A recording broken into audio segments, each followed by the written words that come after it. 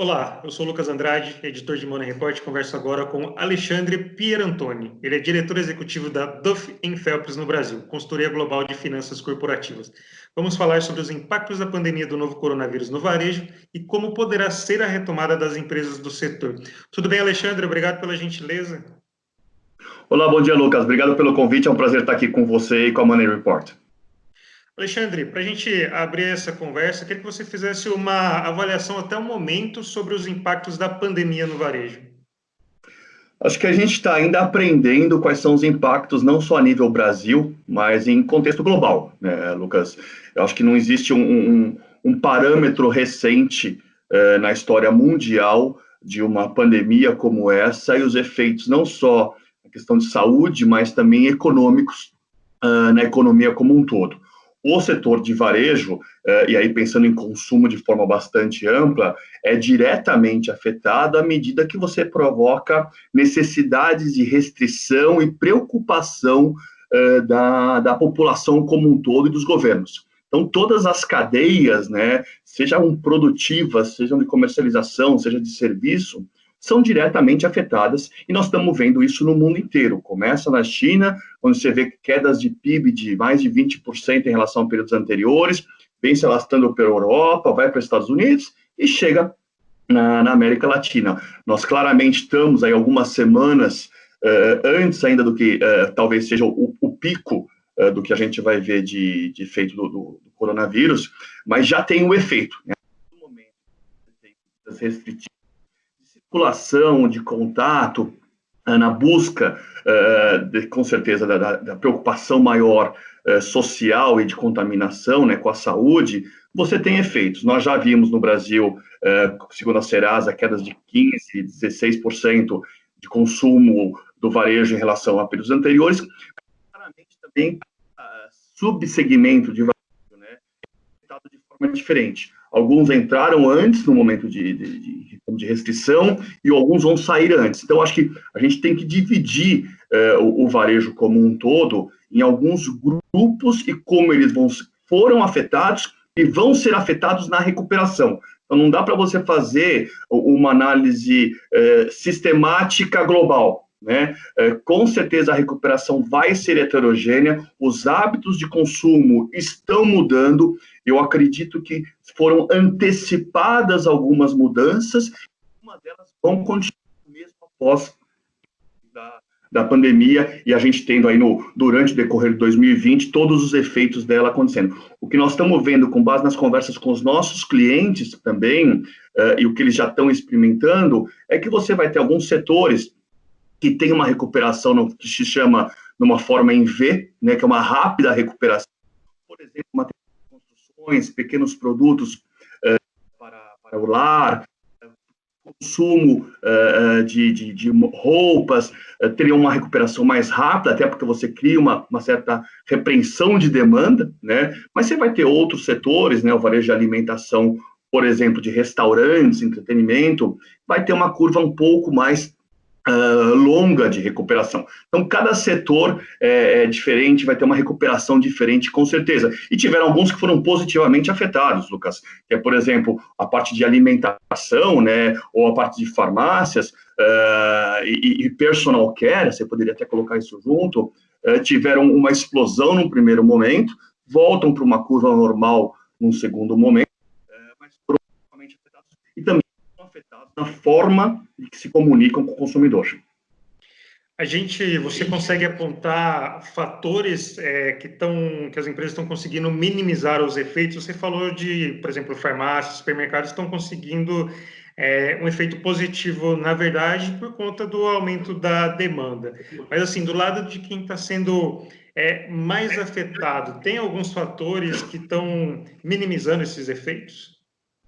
Você colocou muito bem, Lucas, quer dizer, supermercados e farmácias têm um efeito positivo por aumento de demanda, mas existem outros segmentos de varejo que se inovaram ou aceleraram implementações, principalmente associadas à tecnologia e comércio online, né, que estão se reinventando, né, sem sair do tradicional, mas buscando formas de se comunicar com o consumidor final, né, inovadoras, diferenciadas, customizadas, experiência de consumo em casa mudou, quer dizer, quando você pensa na alimentação, por exemplo, não é você fornecer o produto, mas a experiência de cozinhar um jantar, né? Quando você pensa talvez num produto de artes manuais, você pode fornecer para a pessoa um pacote para ela ter um certo passatempo em casa.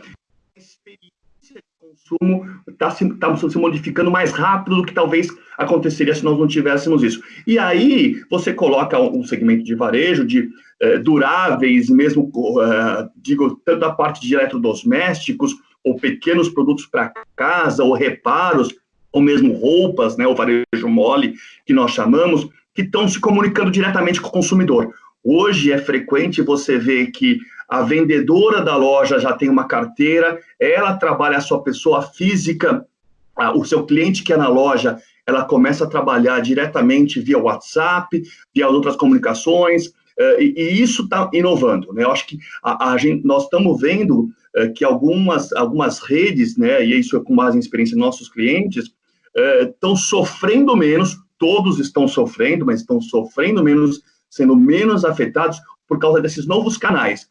Eu acredito, e aí completa talvez tua pergunta, que, de novo, como eu falei, isso antecipou alguns movimentos. Significa que daqui alguns meses isto vai ser o único canal novo ou a tendência nova? Eu acredito que não, né? O que a gente vê é que o modelo tradicional, né, de shopping center, de lojas, desse relacionamento, vai voltar. Ele vai ter uma curva, mas você criou um novo canal e é aí onde nós temos visto as empresas grandes, médias e pequenas, né? E nós temos que lembrar que o Brasil, grande parte das empresas são familiares, são pequenas, estão se inovando para se comunicar de forma diferente e reduzir esse impacto que está tendo.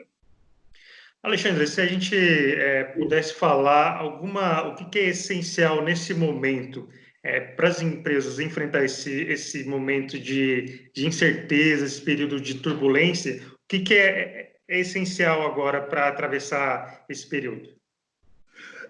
Há talvez 10, 15 anos atrás, tinha uma frase que dizia caixa é essencial, né?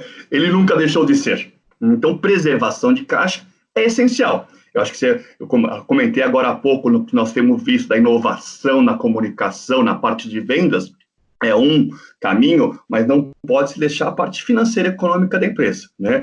Existem iniciativas do próprio governo de suporte a empresas, postergamento de pagamento de impostos e financiamentos para capital de giro, mas o caixa é essencial. Então, uma revisão dos seus planos de negócio de curtíssimo prazo, né? Eu acho que a grande diferença hoje, Lucas, que a gente tem vendo é o seguinte: planejamento estratégico várias empresas tinham, planejamento financeiro as empresas tinham, mas não interessa o planejamento financeiro do que vai acontecer até o final do ano. Eu primeiro preciso me preocupar com o que acontece nas próximas 4 semanas, porque tudo está mudando diariamente, né? Então, é a mesma informação trabalhada e analisada por um ângulo diferente, né? A experiência que nós estamos tendo é de pegar essa informação que a empresa já tem e trabalhar de forma a entender o impacto do dia a dia. O que está acontecendo, então, é pensar em caixa, pensar em conversa com fornecedores, o próprio conversa com clientes de forma de pagamento, como você vai equilibrar melhor o seu capital de giro. O que é capital de giro? É você pensar, preciso ter esse volume de estoque, posso renegociar as minhas compras, né? Posso ter um prazo de pagamento mais longos. Eu acho que todas as empresas, e aí existe uma questão, acho que até social, eu diria, Lucas, quer dizer, existe uma consciência coletiva do momento que se vive, né? Então, preciso sobreviver hoje para ter o futuro. E nisso, todas as cadeias estão se comunicando, né? Então, essa conversa com seus fornecedores, as empresas estão tendo, de não só a repactuação de prazo de pagamento, mais forma, mas de valor, de quantos estoques eu preciso manter, porque eu tenho uma curva de crescimento que vai ser diferente nos próximos meses. Nós estamos vendo que a recuperação, de fato, da economia vem para o último trimestre de 2020. Então, por mais que você tenha uma recuperação, você vai poder reequilibrar a sua estrutura de capital. Então, acho que a questão de caixa é importantíssima. E como é que você gera isso? Seja por recursos de terceiros, financiamentos, por exemplo, mas também por uma conversa com a sua cadeia, de forma a compartilhar, né, este momento e ver como todos perdem menos. Nós sabemos que a sociedade global está tendo um custo com a questão do coronavírus, né? A questão é como é que mundo e Brasil distribuem esse novo equilíbrio que nós temos que procurar nos negócios. Então, assim, por ser uma crise que atinge todo mundo, e não é uma crise iniciada, na verdade, na saúde, que aí impede o funcionamento das empresas. Por ser uma crise que afeta todo mundo, então o nível de compreensão ali na hora da negociação está sendo maior? Está sendo maior, sem sombra de dúvida. Eu acho que a visão, e eu tenho discutido isso muito com vários participantes do mercado, né? Quer dizer, não adianta a gente ter restritivo agora e perder, né, no sentido de que várias empresas vão ser afetadas e podem fechar as portas, um cliente ou um fornecedor, né? Então, a razoabilidade está prevalecendo muito no ambiente de pouca previsibilidade, né? Então, acho que talvez uma palavra que poderia ser usada seja, está sendo socializado esse prejuízo, né? Quer dizer, compartilhado entre todos de forma que todos saiam do outro lado dessa tempestade, né? Sabemos que vários vão ter dificuldades, né, em todas as áreas da indústria, mas particularmente do varejo, que é fortemente afetado no curto prazo, e tem limitações de caixa de dia a dia, tem margens muito apertadas, né? Toda a estrutura de varejo trabalha com margens mais apertadas, por mais inovadora que seja, né? Existe essa necessidade que eu preciso ter com que a cadeia toda tente passar ou passe da melhor forma por esta tempestade. Alexandre, pensando então agora no pós-pandemia, a gente não sabe quando isso vai acontecer, mas as empresas já precisam montar um planejamento pro depois. Como fazer isso? E eu também queria que você, se possível, fizesse uma avaliação da recuperação. Que segmentos vão conseguir retomar o fôlego mais rapidamente e, do outro lado, os setores que essa retomada vai demorar um tanto ainda? Lucas, eu tenho dividido o varejo talvez em 4 grandes grupos, né? Seja de como eles foram afetados, seja como eles se performam daqui para frente. Talvez de forma geral a gente vai ver que a curva começa, né, a se recuperar agora nos próximos 2, 3 meses, com a abertura já dos comércios no Brasil. Vamos ter que avaliar, e o vamos é governo e empresas e empresários, né, os efeitos disso no curtíssimo prazo e, eventualmente, rever planos de abertura. Mas eu acho que a gente pode dividir isso acontecendo durante o decorrer, talvez atingindo volumes mais próximos, embora menores, do que a gente tinha no passado recente para o final do ano, no último trimestre, né? Mesmo na parte de transações, de fusões, aquisições, é o que nós estamos vendo de parcerias, isso retoma mais forte no final do ano, mas esses 4 grupos que eu tenho dividido, acho que a gente pode dividir o primeiro aí, o consumo básico, né, que nós estamos vendo de supermercados e farmácias, que teve uma explosão e deve ficar nesse patamar e voltar para o seu patamar normal, né, isso não é ruim, nos próximos meses. Eu acho que existe um segundo grupo que está associado muito à questão de consumo de utilidades pessoais, né, e pequenas coisas para o casa, que é aquele consumo reprimido da pessoa não poder sair e ter o seu prazer pessoal de uma compra de menor valor, ou mesmo para sua casa, né, um reparo, o material de construção, aquela pequena reforma, que nós vamos ter esse segundo grupo, uma recuperação mais rápida por causa dessa necessidade pessoal, né? E sempre associado isso com a questão online, que acho que você comentou do comércio online, de como as empresas estão buscando essa inovação. Eu vejo um terceiro grupo, e que tem saído muito bem nesse momento, porque ele já antecipava toda a tendência em relação com o consumidor final pelos canais de e-commerce, né, que é dos duráveis de maior valor, né? Nós temos grandes empresas no Brasil que seguem benchmarks, aí são benchmarks internacionais, na verdade, dessa relação e desse e-commerce. O ponto que vai acontecer com esse durável de maior valor, eu acho que está associado à questão econômica, né? E não só a questão da saúde. Claramente, nós temos um impacto em emprego, ou de confiança de emprego e de remuneração e renda, né? Então, para você comprar um bem durável de maior valor, mesmo que financiado, mesmo com taxa de juros mais atrativas, o consumidor vai precisar ter uma segurança de médio prazo, né? Para comprar um imóvel, para comprar um carro, para comprar um eletrodoméstico de maior porte, eu acho que não está associado à pandemia, mas aos efeitos econômico-financeiros que ela traz no indivíduo. Então, aí está associado à questão da segurança financeira. Então, eu vejo que essa curva se recupera de uma forma um pouco mais longa.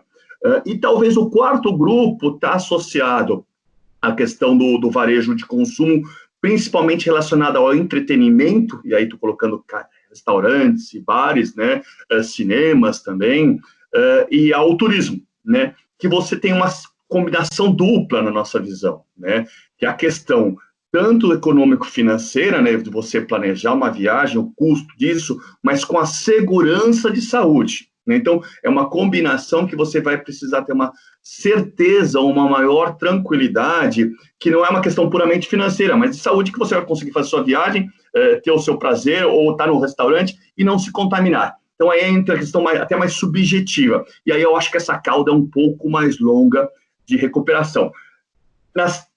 Exceto pela primeira que eu comentei com você, né, de supermercados, o primeiro grupo que eu chamo, todas as outras vão exigir o quê?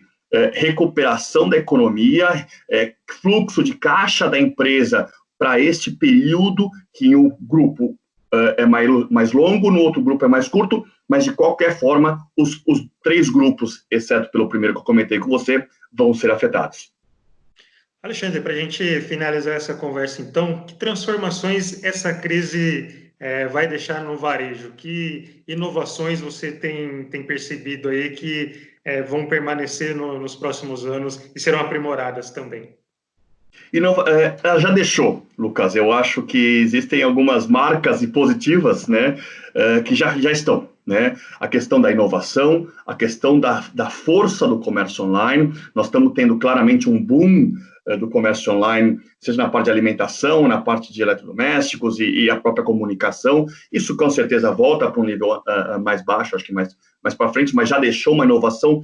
A experiência de consumo sem ter que frequentar uma loja física. Então, acho que essa combinação de negócios vai ter a conveniência, né? Você começa a ver como as pessoas valorizando mais sistemas de drive-thru, pay and pick. Então, você vai começar a ter, acho que essas novas orientações ou inovações que o mercado teve que trazer para esse momento, que vão ficar. Agora, eu não tenho dúvida também que o consumidor global, e nós estamos vendo isso quando você já vê alguns shoppings sendo abertos no Brasil, ou mesmo na Europa, ou mesmo na Ásia, né, que o consumidor quer voltar para o seu modelo de negócio, né, para a sua relação, pela sua interação. Então, eu acho que essa combinação, o que na minha visão é o lado positivo, se é que há um lado positivo, né, em tudo isso, porque todos estão sendo penalizados,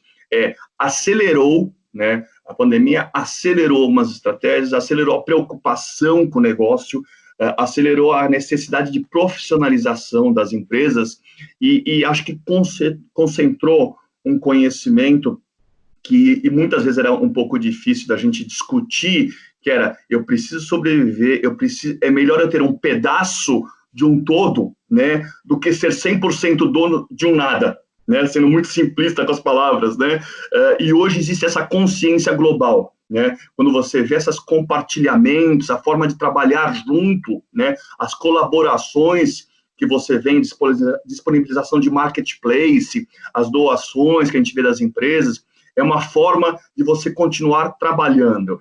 A experiência que a gente tem, seja no canal do varejo, seja no prestador de serviço, né, é que você consegue continuar trabalhando, interagindo, atendendo clientes, né, de formas diferentes. Né?